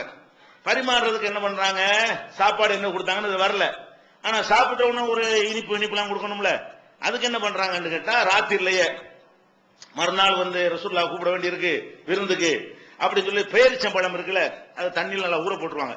அந்த காலத்துல நம்ம திராட்சை ஜூஸ் இது மாதிரி குடிக்கிறோமா இல்லையா, அந்த காலத்துல என்ன பழங்களாம இறக்குமதி பண்ணக்கூடிய இப்ப பாலைவனம் தானே, ஒண்ணுமே கிடைக்காது. பேரிச்சம் அவங்களுக்கு கிடைக்கிற கனியே இது பேரிச்சம்பழம் தான். இந்த பேரிச்சம்பழத்தை ராத்திரில ஊற போட்டுருவாங்க. ஊற போட்டு என்ன செய்வாங்க, மத்தியானம் நைட்டு போட்டா அடுத்த மத்தியானம் வரைக்கும் நல்லா தண்ணியில ஊறிடுமா, ஊர்ன பிறகு அந்த பேரிச்சம்பழத்தை நல்லா தண்ணியில பிசைஞ்சு கொள்ளுண்டு என்ன செய்வாங்க, ஒரு கூழ் மாதிரி ஆக்கிடுவாங்க. அது குடிக்க, அதான் ஜூஸ். இனிப்பு கொடுப்போம்ல, கல்யாணத்துல கொடுக்கறோம்ல, கீர் பாயாசம் எல்லாம் கொடுப்பீங்கல்ல, அதுக்கு பதிலா என்னது, இது அந்த அம்மா ரெடி பண்ணி வைத்துக் கொண்டு ரசூலுல்லாஹ் சாப்பிட்ட பிறகு இது எல்லாருக்கும் நினைஞ்சாங்க, அந்த பேரிச்சம்பழத்தினுடைய அந்த ஜூஸை ஸ்வீட்டை எல்லாரும் கொடுத்தார்கள். இப்படிலாம் வருது. இது எல்லாம் யார் செஞ்சதுன்னு கேட்டா, அந்த அம்மா தான் செய்யுது. சாப்பாடையும் பரிமாறுகிறது, அந்த ஜூஸையும் ரெடி பண்ணுகிறது, அதான் கொண்டாந்து ஊத்தி எல்லாருக்கும் கொடுக்கிறது. அப்ப ஆண்களுக்கு வந்து யார் பரிமாறுறா, ரசூலுல்லாஹ் மட்டும் அங்க இருக்கல, ரசூலுக்காக செஞ்சாங்கன்னு எடுத்துக்கிற முடியாது. நிறைய ஆண்களையும் கூட்டிட்டு வந்திருக்காங்க, ரசூல் ஸல்லல்லாஹு அலைஹி வஸல்லம் வந்து கூப்பிட்டு இருக்காங்க, வேற ஆண்களும் வந்திருக்கிறாங்க. இந்த கணவரும் பரிமாறலாம், இவர் பொதுமாப்பிள்ள உட்கார்ந்து பேசாம எல்லாரோடும் சேர்த்து நினைச்சிட்டாரு, இவர் விருந்துல உட்கார்ந்துட்டாரு. யார் பரிமாறுறா, அந்த அம்மா தான். 50 பேருக்கு கணவருக்கும் பரிமாறுகிறது, அந்த ரசூல் ஸல்லல்லாஹு அலைஹி வஸல்லம் பரிமாறுகிறது, அந்த எல்லா ஆண்களுக்கும் அவங்க தான் பரிமாறினாங்க அப்படின்னு சொல்லி இது புகாரியில 5182வது ஹதீஸ்ல இடம்பெற்றிருக்கிறது. அப்ப என்ன வழங்குறது, நபிகள் நாயகம் ஸல்லல்லாஹு அலைஹி வஸல்லத்துக்கு முன்னிலையில் ஒரு சம்பவம் நடந்தால் அது தப்பான காரியமா, அது ஒரு அருவருக்கத்தக்கதா இருக்க முடியுமா? அப்ப அல்லாஹ்வுடைய ரசூல் இதை அனுமதிக்கிறாங்க. ஒரு விருந்துன்னு போயிட்டோமா, அதாவது பொம்பளை மட்டும் இருந்தா கூட விருந்து கொடுக்கலாம். இது வந்து கணவன் கூட இருக்கிறாரு, தனியா ஒரு ஆம்பளைக்கு தான் தனியா கொடுத்துடக்கூடாதே தவிர, ஒரு கூட்டமா விருந்து கொடுக்கறதா என்ன செய்யலாம், அது மாதிரி எல்லாம் கொடுப்பதற்கு கூட மார்க்கத்துல அனுமதி இருக்கிறது. நபிகள் இதுல வந்து கணவரும் மனைவியும் இருக்கிறாங்க அந்த இடத்துல. இன்னொரு தடவை நபிகள் நாயகம் ஸல்லல்லாஹு அலைஹி வஸல்லம் அவங்கள ஒரு அன்சாரி பெண் என்ன செய்யறாங்கன்னு கேட்டா, விருந்து கூப்பிடுறாங்க. அவரு கணவர்லாம் அங்க இருக்கல, கல்யாணம் ஆன பெண்ணான்னு தெரியல, கணவர் எங்க வெளிகளே போயிட்டாரான்னு தெரியல. அந்த அம்மா வந்து கொஞ்சம் நல்ல ஒரு வசதியான ஒரு அம்மா. ரசூல் ஸல்லல்லாஹு அலைஹி வஸல்லம் அவங்களையும் சில தோழர்களையும் விருந்துக்கு அழைக்கிறாங்க இல்லையா, நல்ல தோட்டம் துறவு பேரிச்சம்பழங்கள்லாம் நிறைய இருக்கிறது. அப்ப அவங்க விருந்துக்கு அழைக்கிறாங்க. எங்க அழைக்கிறாங்க, அந்த தோட்டத்துக்கே நீங்க விருந்துக்கு வந்துருங்கிறாங்க. அதுல வந்து பெரிய மரங்கள்லாம் தோப்பு தோப்பா என்ன செய்யறது, நிறைய மரங்கள்லாம் வளர்க்கப்பட்டிருக்கிறது. அங்கனுக்குள்ள தண்ணி எல்லாம் தொளிச்சு அங்கன ஒரு பாயை போட்டு அங்கனுக்குள்ள உட்கார வச்சு என்ன செய்யறாங்க, ஒரு ஆட்டையெல்லாம் அறுத்து அங்க வச்சு அந்த அம்மா தான் பரிமாறுறாங்க எல்லாத்துக்கும். அங்க கூட கணவர் இருந்தாருன்னு வரல, ஒரு அம்மா விருந்து கூப்பிடுறாங்க. ஒரு ஆளை கூப்பிட கூடாது, விருந்து கூப்பிடுறாங்க, ஒரு அம்மாவே விருந்து, பெண்ணே விருந்து கொடுக்கலாம். ஒரு 10 பேருக்கு விருந்து கொடுத்தால் பிரச்சனை கிடையாது, வணங்குதா, அது 10 பேருக்கு பரிமாறலாம், அது தப்பு கிடையாது. ஆனா ஒரே ஒரு ஆம்பளைக்கு விருந்து கொடுத்தாதான் தனியா இருக்க வேண்டிய மார்க்கத்துடைய அந்த கட்டளை மீறக்கூடிய நிலைமை வந்துடும். ஒரு ஆளா இருக்கிற மாதிரி உள்ள விஷயங்களை தவிர்த்து கொண்டு ஒரு கூட்டமாக 4 பேர் 10 பேர் 5 பேருக்கு விருந்து கொடுத்தால், பெண்கள் மாத்திரம் இருந்தால் கூட அவங்க என்ன செய்யலாம், விருந்து சமைக்கலாம், பரிமாறலாம். அதுக்கெல்லாம் மார்க்கத்தில் என்ன இல்ல, தடை இல்ல. அந்த அம்மா எல்லாத்தையும் பரிமாறுறாங்க. பரிமாற சாப்பிட்டு முடிச்சுட்டு ரசூல் ஸல்லல்லாஹு அலைஹி வஸல்லம் அங்கே உழு செஞ்சுட்டு அங்கே லொஹர் தொழுதுட்டு இருக்கும்போது அந்த அம்மா என்ன செய்றாங்கன்னா, எனக்கு ஒரு கோரிக்கை இருக்குது. என்ன கோரிக்கை, நீங்க சரியா சாப்பிடல, நிறைய மிஞ்சி போச்சு, இறைச்சி ஒரு ஆட்டை எடுத்து விட்டேன், ஆடு அப்படி மிச்சமா இருக்கிறது, மாலையில சாப்பிட்டு தான் நீங்க போகணும், ஊரை விட்டு வெளியே இருக்க, தோட்டண்டா தானே ஊருக்கு வெளியே இருக்குது, அதனால அங்கே தொழுகை முடிச்சுக்கிட்டாங்க. அப்ப வந்து நீங்க சாயந்தரத்துக்கு உள்ள சாப்பாடு இருக்குல்ல, அதையும் நீங்க சாப்பிடுறது இருக்கிற இறைச்சியெல்லாம் முடிச்சுட்டு தான் போகணும் அப்படிங்கிறாங்க. சரின்னு சொல்ற ரசூல் ஸல்லல்லாஹு அலைஹி வஸல்லம் என்ன பண்றாங்க, தோட்டமா இருக்கனால அங்க எங்கேயும் சுத்தி இருந்துட்டு அதையும் சாப்பிட்டுட்டு உழு செய்யாமலே தொழுதார்கள் வருது. ஒரு உழவு கொண்டு நிறைய தொழுவாங்க இருக்கலாம் ஆதாரம். லொஹர் உழு செஞ்சாங்கல்ல, அந்த உழு முறிஞ்சா தானே மறுபடியும் உழு செய்யணும், உழு செய்யாமலே அவங்க தொழுதாங்க அப்படின்னு வருது. அப்ப இது மறுபடியும் இருந்து மறு சாப்பாடையும் சாப்பிட்டு விட்டு என்ன செய்யறாங்க, அவங்க திரும்பினாங்கிறது முஸ்னத் அபூ யஅலாங்கிற நூல்ல ஆதாரபூர்வமான ஹதீஸ் தான் இது. அப்ப இதுல என்ன வழங்குறோம், பெண்கள் வந்து வீட்டுக்குள்ள நடந்து கொள்ளக்கூடிய விதங்கள்ல வந்து தனித்துதான் ஒரு ஆணோட இருக்கிறதுக்கு தடை இருக்கே தவிர, ஒரு சபையில இருந்து கொண்டு இது மாதிரி எல்லாம் ஆண்களோட பரிமாறுவது கொள்வதற்கெல்லாம் என்ன இல்ல, மார்க்கத்துல எந்த விதமான தடையும் கிடையாது. இன்னும் சொல்ல போனா திருமறை குர்ஆன்ல அல்லாஹ் என்ன செய்யறான், இத தெளிவா அனுமதிக்கிறான். குர்ஆன்ல சூரத்து நூர்ல 24வது அத்தியாயத்துல 61வது வசனத்துல அல்லாஹ் ஒரு லிஸ்ட் போட்டு சொல்றான். எப்படி சொல்றான், லைஸ அலல் ஆமா ஹரஜுன், கண் தெரியாதவர் மீது குற்றமில்லை, வலா அலல் அயரஜ் ஹரஜுன், ஊனமுற்றவர் இருக்கார் இல்லையா, அவர் மீதும் எந்த விதமான குற்றமும் இல்லை. அப்புறம் ஒலா அலல் மரீதி ஹரஜுன், நோயாளிகள் மீதும் குற்றமில்லை. ஒலா அல அன்புசிக்கும், உங்கள் மீதும் குற்றமில்லை. என்ன குற்றமில்லை என்று சொன்னா, அந்த குழு மின் புயூத்திக்கும், உங்களுடைய வீடுகள்ல நீங்கள் சாப்பிடுவதும், அவு புயூத்தி ஆபாயிக்கும், உங்கள் தகப்பனார் வீட்டில் போய் நீங்க சாப்பிட்டுக் கொள்ளலாம். அவு புயூத்தி உம்மஹாத்திக்கும், உங்களுடைய தாயுடைய வீட்டில் போய் சாப்பிடுவது உங்களுக்கு குற்றம் கிடையாது. அவு புயூத்தி இஹ்வானிக்கும், உங்கள் சகோதரர்கள் வீட்டில் போய் சாப்பிடுவது உங்களுக்கு குற்றம் கிடையாது. அவு புயூத்தி அகவாத்திக்கும், உங்கள் சகோதரிகளின் வீடு. அவு புயூத்தி அமாமிக்கும், உங்களுடைய தாயோடு பிறந்த சகோதரர்கள், தாய் மாமன்கள் வீடுகள். அவு புயூத்தி அம்மாத்திக்கும், உங்களுடைய சின்னம்மா பெரியம்மா இருக்காங்களே அவங்களுடைய வீடுகள். அது மாதிரி அதாவது தகப்பனோட பிறந்த ஆம்பளையுடைய வீடு, தகப்பனோட பிறந்த பொம்பளையுடைய வீடு, தாயோட பிறந்த ஆம்பளையுடைய வீடு, தாயோட பிறந்த பொம்பளையுடைய வீடு, சித்தப்பா பெரியப்பா மாமா இவங்களுடைய வீடுகளில் போய் சாப்பிட்டுக் கொள்ளலாம். அவுமா மலத்தும் மஃபாத்திஹு, எதனுடைய சாவி உங்கள் கையில் தரப்பட்டிருக்கிறதோ அந்த அங்க போய் நீ சாப்பிட்டுக் கொள்ளலாம். ஒரு நிறுவனத்துடைய சாவி உங்க கையில் தந்திருக்கிறாங்களா, அங்க போய் நீங்க என்ன செஞ்சுக்கலாம், சாப்பிட்டுக் கொள்ளலாம். அவு சதீகிக்கும், சில பேர் நறுக்கி நண்பர்களை பழகிக்கிறோம், நண்பர்கள் வீட்டிலும் சாப்பிட்டுக் கொள்ளலாம். ஒரு நண்பன் வீட்டில் போய் நான் உரிமையான செய்யலாம் எர்ரா அப்படின்னு கேட்கலாம். ஹோட்டலில் போய் வாங்கிட்டு அவங்க பாக்கெட்ல காசு எடுத்து கொடுக்குறோமா இல்லையா, அதெல்லாம் தப்பு கிடையாது. ஒரு நண்பரோட சாப்பிட போவோம், சாப்பிட்டு காசு நம்ம கொடுக்காம என்ன செய்வோம், அவன் பாக்கெட்ல எடுத்து கொடுப்போமா இல்லையா. நண்பர்னு தப்பா எடுத்துக்கிற மாட்டான். இது திருடுறதையோ இது சுயமரியாதையை கெடுக்கிறதுலே வராது. நம்ம அவன் பாக்கெட்ல எடுத்தா நாளைக்கு நம்ம பாக்கெட்ல நம்ம எடுப்பான். இது அது சகஜமா உள்ள விஷயங்கள். ரெண்டு விஷயம் இந்த வசனத்துல எல்லாம் சொல்றான். சாப்பிட போறாந்தா இந்த மாதிரியான உறவினர்கள் இருக்காங்கல்ல, இந்த உறவினர்கள் வீட்டில் போய் சாப்பிடுவது ஒரு நாளோ 10 நாளோ தேவைக்கு தகுந்த மாதிரி நம்ம சாப்பிட்டோம் என்று சொன்னால் அது இந்த பிச்சையில வரும்ல, தர்மத்தில் அதுல வரவே வராது. இதெல்லாம் ஒரு ரைட், கண்ணியமான முறையில் உள்ள விஷயங்கள்.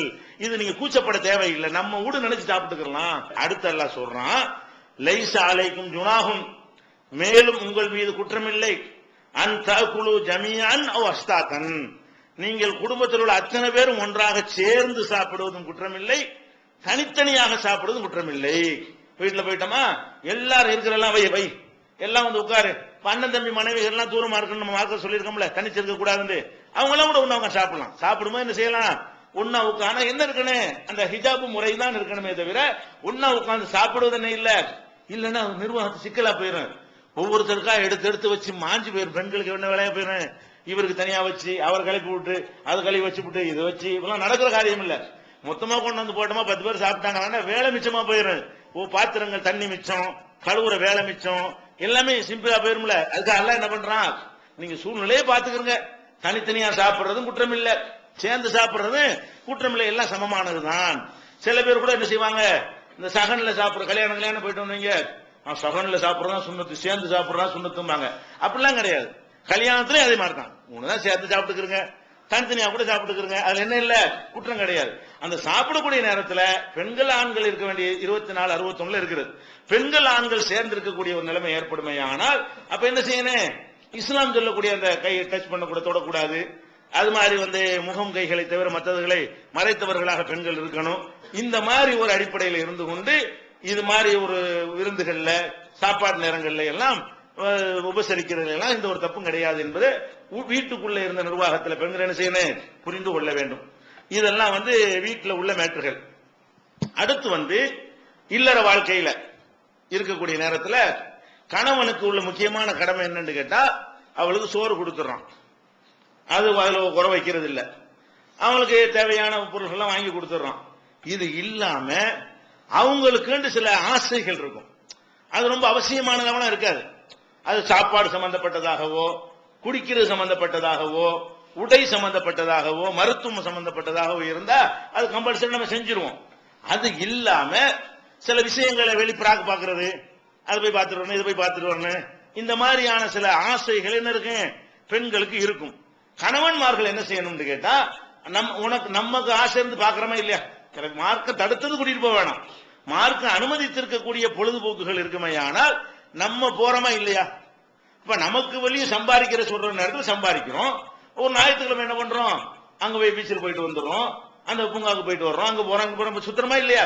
இது மாதிரியான ஒரு விஷயங்கள் எல்லாம் ஆம்பளைக்கு ஒரு மனசை ஒரு ரிலாக்ஸ் பண்ணுவதற்காக வேண்டி அவனுடைய கவனத்தை மாத்தினா தான் அடுத்த நாள் வேலை செய்ய முடியும். தொடர்ச்சியா வேலை வேலை வேலைன்னு செத்தாலும் என்னவாயிரும், அவங்களுக்கு எல்லாமே கெட்டு போயிடும். மனைவி மறந்துடுவாங்க. சில பேர் இந்த தொழில் துறைன்னு மூழ்கினாங்கன்னு சொன்னா அவங்க என்ன செய்ய மாட்டாங்க, குடும்பம் எல்லாத்தையும் மறந்துடுவார்கள். அப்படிலாம் இல்லாம இருக்கிறத என்ன செய்யணும், கொஞ்சம் மைண்ட் ரிலாக்ஸ் பண்ற மாதிரி சில வேலைகளை மாத்திக்கணும். அந்த மாதிரி இருக்கும் பொழுது நமக்குன்னு சில ஒரு பொழுதுபோக்குகள் இருக்கிற மாதிரி நம்ம என்ன விளங்கணும், அவளும் ஒரு மனுஷி தானே, வீட்டுக்குள்ளதானே அடைஞ்சு கிடக்குறா, நம்ம போய் பீச்சுக்கு போகணும்னு நினைக்கிறோமே, நம்ம மனைவியும் கூட்டிட்டு போகணுமா இல்லையா, அவளுக்கு அது மாதிரி வெளிகளே போய் விளையாட்டுகள் ஏதாவது நடக்கும். நம்ம பாக்குறதுக்கு அனுமதிக்கப்பட்ட விளையாட்டு இருந்தா அவளும் பார்க்கலாம் தானே, அனுமதிக்காத விளையாட்டு இருந்தா நீனும் பார்க்க கூடாது. உனக்கு எந்த விளையாட்டை பாக்குறதுக்கு மார்க்கத்தில் அனுமதி இருக்கு அந்த விளையாட்டு என்ன செய்யலாம், அவளும் பார்க்கலாம். அது மாதிரி ஜூக்கள், இந்த மிருக காட்சி சாலை அந்த மாதிரி எவ்வளவு வச்சிருக்காங்க, அது மாதிரி இடங்கள்ல போய் பறவைகள் மிருகங்கள் இதுக்கெல்லாம் பார்க்கணும் ஆசைப்படுறோமா, அப்ப என்ன செய்யலாம், அவளையும் கூட்டிட்டு போகணும், நம்ம மட்டும் பார்த்துட்டு வரக்கூடாது. இந்த மாதிரியான விஷயங்கள்ல ஆண்கள் நிறைய என்ன செஞ்சிடறாங்க, குறை வச்சிடறாங்க. அவனே போகாம இருந்தா அது ஒரு கணக்கு, அவன் மாத்து நல்லா சுத்துறான், நண்பர்களோட போய் நல்லா வெளியே திண்டு வர, அது கூட ஒரு டைம் பாஸ் தானே. வீட்டுல இப்ப பார்த்தாலும் சாப்பிடறதுக்கு என்ன செய்யறான், போய் ஹோட்டல்ல போய் ஒரு நாளைக்கு சாப்பிடறான். என்ன இதே ஒரே கையில பொண்டாட்டி கையில இதே வாங்கி தின்னு எவ்வளவு நாளைக்கு திங்கிறது, வேற ருசியில போய் சாப்பிடுவோங்கிறதுக்காக என்ன செய்யறான், ஹோட்டல்ல போய் வகை வகையா அந்த ஹோட்டல்ல செய்யறான், வீட்டுல செய்ய தெரியாது. அந்த மாதிரி வித்தியாசங்களா ஏதாவது இருக்குமே சொல்லி அவன் மட்டும் மஞ்சிட்டு வர நண்பர்களோட போய் சாப்பிட்டு வந்துடுறான். அது மாதிரி அவளுக்கு ஒரு ஆசை இருக்குமா இல்லையா, ஒரே அடுப்புல கலந்து காய்கறா இல்லையா, இன்னைக்கு சமையல் வேணாவா, இன்னைக்கு 2 பேரும் போய் ஹோட்டல்ல சாப்பிட்டு வருவோம். உனக்கு ஹோட்டல்ல சாப்பிடணும்னு ஆசை வருதுல, அதுக்கு உன் நண்பர்களை கூட்டிட்டு போறதுக்கு நினைக்கிறீல, ஏன் பொண்டாட்டியை கூட்டு போக கூடாது, நண்பர்களை கூட்டிட்டு போய் சாப்பிடுற மாதிரி என்ன செய்யலாம், உன் மனைவியை கூட்டிட்டு போய் நல்லா சாப்பிட்டு வா. அது 2 நன்மையாகும். வெளியே கூட்டிட்டு போனதுங்கிற ஒரு விஷயம் கிடைச்சு போயிரு. அன்னைக்கு அவளுக்கு அந்த அடுப்பங்கரில இருந்து விடுதலை கிடைக்குமா இல்லையா, அடுப்பங்கரில இருந்து செத்துக்கிட்டு இருக்கிறது போல ஒரு நாளைக்கு ஓய்வு கிடைக்குமா இல்லையா, அப்படி நினைக்கணும். ரசூல் ஸல்லல்லாஹு அலைஹி வஸல்லம் அவர்கள் இந்த மாதிரி எல்லாம் அவங்க நடந்திருக்கிறாங்க. எப்படி நடந்திருக்கிறாங்க, உதாரணமா பாருங்க. பெருநாள் தினத்துல என்ன செய்வாங்கன்னு கேட்டா வீர விளையாட்டு விளையாடுவாங்க. பெருநாள் அன்னைக்கு வெறும் தொழுகை மட்டும் நடக்காது. பெருநாள் அன்னைக்கு ரசூல் ஸல்லல்லாஹு அலைஹி வஸல்லம் காலத்துல தொழுகையும் நடக்கும். மஸ்ஜித் நபவி இருக்குல்ல, அதனுடைய முன்னாடி உள்ள திடல் பெரிய கடல் மாதிரி இடம், அது சொன்ன இடத்துக்கு பிரச்சனை இல்லைங்க. அதுலதான் கைதிகளை கட்டி போட்டு வச்சிருப்பாங்க, பேரிச்ச மலங்களை கொண்டாந்து கூச்சி வச்சிருப்பாங்க. வீடு இல்லாத சின்ன சகாபாக்கள் திண்ணையை ஒதுக்கி இதுல நீங்க படுத்துக்கிறீங்க, எவ்வளவு இடம் நீங்க பாத்துக்கிறீங்க, எத்தனை கிரவுண்ட் இருக்குன்னு பாத்துங்க. அவ்வளவு பெரிய இடம் மஸ்ஜித் நபவிங்கிறது. தொழுவுக்கு தட்டு பந்தல் போட்டிருந்தாங்களே தவிர கட்டடம் அமைப்பு தான் இல்லையே தவிர இடத்த பாத்தீங்கன்னா என்னது, அதுலதான் வீர விளையாட்டு நடக்கிறது ஒரு இடம் இருக்கும். வீர விளையாட்டுகள் நடக்கிறதுக்குல அது மாதிரி அம்பு எய்து பழகுறது, ஈட்டி எறிகிறது, இப்படிலாம் ட்ரைனிங் எடுத்தா தான் என்னவாக நாளைக்கு போர் வந்துட்டா அதை போய் சமாளிக்க முடியும். அப்ப என்ன செய்வாங்கன்னா பெருநாள் அன்னைக்கு என்ன செய்வாங்கன்னா அந்த விளையாட்டு போட்டி வச்சிருவாங்க. என்ன விளையாட்டு போட்டி, ஈட்டி எரிஞ்சு குறி பார்த்து அடிக்கிறது, அம்பு எறிகிறது, நீ எறியறியா நான் எறியறனா, இந்த மாதிரியான போட்டிகள் எல்லாம் நம்மளும் பெருநாள் வைக்கணும். பெருநாள் அது மாதிரிலாம் வைக்கிறது எல்லாம் என்ன செய்யறோம், சரியான விட்டு சொல்லி கொடுக்காதனால பெருநாள் அன்னைக்கு ஜாலியா இருக்கு, தண்ணி அடிக்க போயிடுறாங்க நம்ம ஆளுங்க. மார்க்கத்தில் அவன் டைம் பாஸ் பண்றதுக்கு மார்க்கத்தில் என்ன அனுமதி இருக்குதோ அதுல அவனை ஜாலியா இழுத்து விட்டோம்னு சொன்னா அவன் என்ன செய்வான், அவன் ஜாலியா இருக்கிறதுக்கு நமக்கு ஒரு அம்சம் இருக்கிறது. அது விளையாட்டு வைப்போம், அப்படி வைப்போம், இப்படி வைப்போம், அப்படி எத்தனையோ ஹலாலான விஷயங்களை நம்மள திங்க் பண்ணலாம். இருக்கிற விளையாட்டுலாம் தாண்டி கூட புது விளையாட்டுகளை கூட என்ன செய்யலாம், கண்டுபிடிக்கலாம். அது மாதிரி என்ன செய்யறாங்கன்னா மஸ்ஜிதுல விளையாட்டு விளையாண்டுட்டு இருக்காங்க. அபிசீனியர்கள் தான் அதுல நல்ல வீர விளையாட்டுகள்ல தேர்ந்தவங்களா இருந்தாங்க. அன்னைக்கு ஆயிஷா நான் என்ன செய்யறாங்கன்னா அதை பார்க்க ஆசைப்படுறாங்க. வீர விளையாட்டு நடக்குது நானும் பார்க்கணும் என்று ஆசைப்படுறாங்க. அப்ப ரசூல் ஸல்லல்லாஹு அலைஹி வஸல்லம் கூட்டிட்டு அவங்களுடைய தோல்ல என்னுடைய தலையை வைத்துக் கொண்டேன். அவங்க கண்ணத்தோட என் கண்ணம் ஒட்டி கொண்டிருந்தது. இருந்து கொண்டு நான் என்ன செஞ்ச விளையாட்டை நானும் பார்த்து கொண்டு ரசூலுல்லாஹ் பார்த்து ரசிக்கிற மாதிரி என்னையும் பார்க்க விட்டார்கள். பார்த்து என்ன செய்யாங்க, ரொம்ப நேரம் நானே சடைஞ்சு போன தெரிஞ்சவன போதுமா அப்படின்னு கேட்டார்கள். போதும்னு சொன்ன பிறகு நினைஞ்சாங்க வீட்டுக்குள்ள என்னை அனுப்பி விட்டார்கள் ஆயிஷா நாயகி அறிவிக்கிறாங்க.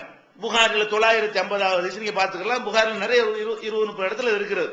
இதுல என்ன விளங்குகிறது, பொம்பளைக்கு என்ன விளையாட்டு போகல, நம்மளாம் என்ன சொல்லுவோம், உனக்கு ஆம்பளை விளையாட்டு போனீங்க இப்படிதான் நம்ம செய்யறோம்.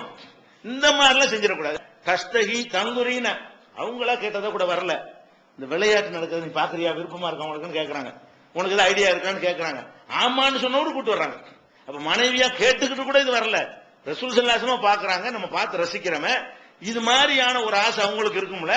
பொம்பளைன்னா இந்த மாதிரி இருக்கலாம் அனுமதியே கிடையாது. நம்ம என்ன செய்யறது, ஒரு கபடி விளையாட்டு நடக்குது, நீ என்ன கபடிக்கு பொம்பளைக்கு என்ன கபடி, அட பார்த்து விளையாட இந்த பொம்பளை வீர விளையாட்டை விளையாட போனாங்க ஆயிஷா நாயகி. வீர விளையாட்டுல விளையாடுறதுக்கு ஒரு கூட்டம் இருந்தால் பார்ப்பதற்கு ஒரு கூட்டம் இருக்கும்ல. அந்த பார்க்குதல்ங்கிற கூட்டத்தில் வந்து ஆண்களுக்கு இருக்கிற மாதிரியான ஒரு ஒரு சந்தோஷம் யாருக்கு இருக்கானே, பெண்களுக்கும் கிடைக்கணும். இதுல எல்லாம் நம்ம கரெக்டா இருக்க வேண்டும். அதே மாதிரி வந்து ரசூல் ஸல்லல்லாஹு அலைஹி வஸல்லம் வந்து வீட்டுக்கு வருவாங்க. ஆயிஷா நாயகி வந்து ஒரு சின்ன பிள்ளை, ஒரு அப்பதான் பருவ வயசு அடைஞ்ச ஒரு பெண்ணா இருக்கிறாங்கன்னு வைங்களேன். அந்த வயசுல என்னதான் கல்யாணம் பண்ணி ஒரு பொண்ணா இருந்துட்டா கூட அந்த வயசுக்குன்னு உள்ள ஒரு விளையாட்டுத்தனம் இருக்கும்ல, சின்ன பிள்ளைக்குன்னு ஒரு விளையாட்டுத்தனம், கல்யாணம் பண்ணா கூட அந்த விளையாட்டுத்தனம் கொஞ்சம் இருக்கும். அப்ப அவங்களுடைய சக வயசு தோழிகள் இருப்பாங்கல்ல, அவங்க எல்லாம் வீட்டுக்கு வந்துருவாங்க. ரசூலுல்லாஹ் இல்லாத நேரம் பார்த்து ஆயிஷா நாயகிட்ட வந்து பெண்களுக்கு உரிய விளையாட்டுகள் விளையாண்டுட்டு இருப்பாங்க. பெண்கள் வீட்டுல உட்கார்ந்து விளையாடுவாங்க இல்லையா, இந்த பல்லாங்குழி இந்த மாதிரி விளையாடுவாங்கல்ல, அதெல்லாம் தப்பு கிடையாது. பெண்களுடைய விளையாட்டு என்ன செய்யறாங்க, வீட்டுல விளையாண்டுட்டு இருப்பாங்க. அப்ப ரசூல் ஸல்லல்லாஹு அலைஹி வஸல்லம் உள்ள நுழைஞ்சிருவாங்க. நுழைஞ்சவன இருக்கிறாள் அலறி அடிச்சுக்கிட்டு, இந்த பெண்கள் மற்ற பெண்கள் வந்திருக்காங்கல்ல அவங்க அலறி அடிச்சு ஓடி போயிருவாங்க. ஓடி போனா ரசூலுல்லாஹ் நினைச்சுவாங்க, நில்லுங்க வாங்க, இந்த கூட்டி வந்து உட்கார்ந்து நீங்க விளையாடுங்க, அவங்க ஒதுக்கிடுவாங்க. அதாவது தன் மனைவியோட விளையாட வந்திருக்கிறாங்களே, ஆசையா விளையாண்டுட்டு இருக்கிறாங்க. இந்த விளையாடு பெரிய பயந்து சாவுற ஒரு மேட்டரா? ஒரு விளையாடுதல் என்பது மார்க்கத்தில் ஒரு பொழுதுபோக்குள்ள ஒரு விஷயம். இதை செய்வதற்கு புருஷனுக்காக இதுக்கு பயப்படணும். ஒருத்தருடைய கணவர் வந்துட்டாங்க, இந்த பெண்கள் இதுக்கு பயந்து ஓடணும். பொம்பளையும் தானே விளையாண்டுட்டு இருக்காங்க, அதனால என்ன இருக்குது என்று ரசூல் எப்படியான இல்லறம்னு பாருங்க. இந்த மாதிரி இதெல்லாம் இந்த ஒரு சம்பவம் இதே மாதிரி நீங்க நினைச்சுக்க கூடாது. பெண்களுடைய உணர்வுகளுக்கு எப்படி மதிப்பு ரசூலுல்லாஹ் கொடுக்குறாங்க, அதான் டாபிக். மார்க்கம் ஹராமாக்கி இருந்தா மட்டும்தான் கடிவாளத்தை பிடிச்சி இருக்கணும். மார்க்கம் அனுமதிக்கிற விஷயமா இருந்தால் நீங்க என்ன செய்யணும், விட்டுறணும். உனக்கு உள்ள ஒரு ஆசாபாசம் அவங்களுக்கு இருந்துட்டு போகுது, உனக்கு உள்ள அந்த சந்தோஷம் அவங்களுக்கு கிடைச்சிட்டு போகுதுங்கிற மாதிரி என்ன செய்யணும், நம்முடைய நடவடிக்கைகள் அமைத்துக் கொள்ள வேண்டும். அப்ப என்ன செய்யறாங்க, இந்த மாதிரி வந்து ரசூல் ஸல்லல்லாஹு அலைஹி வஸல்லம் அவர்கள் அவங்கள அந்த பெண்கள் சிறுமிகள் விளையாடுறாங்க இல்லையா, அந்த விளையாடக்கூடியவர்களை வந்து அவங்கள அனுப்பி கொண்டாந்து உட்கார வச்சு, என் மனைவியோடு நீங்க நல்லா விளையாண்டுறீங்க என்று அந்த பெண்களுக்கும் பயத்தை போக்குறாங்க, மனைவிக்கும் பயத்தை போக்குறாங்க. இது புருஷனுக்கு பயந்துகிட்டு இப்படி அடிமை மாதிரி அப்படி கிட்ட கூட நிக்க பயப்படுவாங்க.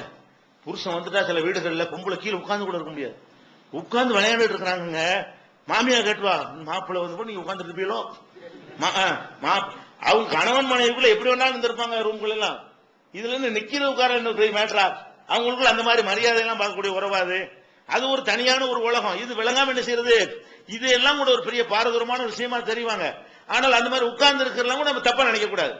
நம்ம நிக்கலாம், அவங்க உட்கார்ந்து இருக்கலாம், நம்ம சேர்ல நம்ம கீழே உட்கார்ந்து இருக்கலாம், அவங்க சேர்ல உட்காரலாம். இதெல்லாம் மார்க்கத்தில் என்ன இல்ல, பெரிய பாரதூரமா பெண்கள் அவமரியாதை செஞ்சுட்டாங்க, கேவலப்படுத்திட்டாங்க எடுத்துக்கொள்ள கூடாது. ஒருத்தருக்கு ஒருத்தர் ரெண்டுக்கும் ஒண்ணுக்குள்ள ஒண்ணு ஆகிட்டீங்கன்னு சொன்னா இதெல்லாம் ஒரு பஞ்சாயத்து ஆக்கி கொள்ள கூடாது. அப்படி ரசூல் ஸல்லல்லாஹு அலைஹி வஸல்லம் நடந்திருக்காங்க. இது புகாரியில 6130 நிறைய இடத்துல வருகிறது. 6130வது ஹதீஸ்ல இந்த விளையாட ஆட்கள் அனுப்பி வைப்பாங்க இல்லையா, அது வந்து இடம்பெற்றிருக்கிறது. அதே மாதிரி வந்து நபிகள் நாயகம் ஸல்லல்லாஹு அலைஹி வஸல்லம் அவங்க ஆயிஷா நாயகியோட ஒரு பிரயாணத்துல போறாங்க. கணவன் மனைவினா என்ன, ஒரு மிஷின் மாதிரி போவாங்க. கணவன் மனைவி என்னது, இந்த எந்திர மாதிரி பின்னாடி வந்துகிட்டு இருக்கணும். அப்படித்தான் நிறைய கணவன் மனைவி இருந்துட்டு இருக்கிறாங்க. போயிட்டு இருக்கும் என்ன செய்யறாங்க, ஆயிஷா நாயிட்ட நம்ம ஒரு பந்தயம் வச்சுக்கிறோமா, மனைவி கணவன் மனைவி உறவு எப்படி இருக்கு பாருங்க, நம்ம என்ன செய்வோம், ஓட்டு பந்தயம் வைக்குவோம். ஆயிஷா நாயகி ரசூலுல்லாஹ் போயிட்டு இருக்கிறாங்க, ஓப்பன் இடமா இருக்கிறது, அந்த இடம் ஓட்ட பந்தயத்துக்கு தகுதியான ஒரு இடமா இருக்குது. சும்மா மனைவியை கூட்டிட்டு போகாம என்ன செய்யறாங்க, நம்ம ஓட்ட பந்தயம் வைக்குவோமா, யாரு ஜெயிக்கிறேன்னு பாப்போமாங்கிறாங்க. மனைவிக்கு கணவன் ஓட்ட பந்தயம். அப்ப ஆயிஷா நாயகி சரின்ட்டாங்க. ஓட்ட பந்தயம் விட்டா ஆயிஷா நாயகி ஜெயிச்சிடறாங்க, ரசூலுல்லாஹ் தோத்து போயிடுறாங்க. ஏன்னா சின்ன வயசு பொண்ணா இருந்தாங்களா, ரசூலுல்லாஹ் என்ன வயசு தானே, அவங்களுக்கு ஆயிஷா நாயகி மாதிரி ஓட முடியல, தோத்து போயிடுறாங்க. இப்படி ஒரு காரணம் நடந்துருச்சா. பிந்தி ரொம்ப காலத்துக்கு பிறகு ஆயிஷா நாயகி சொல்றாங்க, நான் குண்டா போயிட்டேன், அதுக்கு பிறகு நாங்க ஒன்னா போயிட்டு இருக்கும் பொழுது இப்ப ஓட்ட பந்தயம் வைக்கோமான்னு ரசூலுல்லாஹ் கேட்டாங்க. அப்ப நான் வந்து குண்டா இருந்ததுனால எனக்கு ஜெயிக்க முடியல, ரசூலுல்லாஹ் ஜெயிச்சிட்டாங்க. ஜெயிச்சவனே என்ன ஆச்சு, பயங்கர சந்தோஷமா இருப்பாங்கல்ல. அப்ப என்ன செய்யறாங்க ரசூல் ஸல்லல்லாஹு அலைஹி வஸல்லம், இதுக்கு அது சரியா போச்சு, அன்னைக்கு நீ ஜெயிச்சில்ல, நான் ஜெயிச்சிடல, கணக்கு நேர் பண்ணிட்டேங்கிறாங்க. எவ்வளவு லைட்டா எடுத்துட்டு பாத்தீங்களா. ஒரு குடும்ப வாழ்க்கை என்பது, கணவன் மனைவி என்பது இப்படி எல்லாம் நம்ம மனைவியரோட இருக்கிறோமா. மனைவிமார்களை வந்து ஒரு வாழ்க்கை பார்ட்னரா எடுத்துக்கொண்டு இது மாதிரி ஒரு நண்பர்கள் மத்தியில் எப்படி நடந்து கொள்வீர்களோ, நண்பர்கள் இப்ப நடப்போம். இந்த மாதிரி நம்ம யார்கிட்ட நடப்போம், நண்பர்கள் மத்தியில் வாடியா பார்ப்போம், கேட்போம், யார்கிட்ட கேட்போம், ஒரு கூட்டாளிமார்களிடம் நடப்போம். இந்த கூட்டாளிமாருடைய இடத்தில் மனைவிமார் நம்ம வச்சு பார்த்திருக்கிறோமா, அடிமை இடத்துல வச்சு பார்க்கிறோமா, வேலைக்கார இடத்துல வச்சு பார்க்கிறோமா. அப்ப அந்த மாதிரி எல்லாம் ரசூல் ஸல்லல்லாஹு அலைஹி வஸல்லம் அவர்கள் இல்லற வாழ்க்கையில வந்து இப்படி ஒரு பார்ட்னராக, லைஃப் பார்ட்னராக எடுத்துக்கொண்டு நடந்திருக்கிறார்கள். இது சம்பந்தமாக இன்னும் நிறைய விஷயங்கள் இருக்கிறது. அடுத்தடுத்த நாள்ல பார்ப்போம்.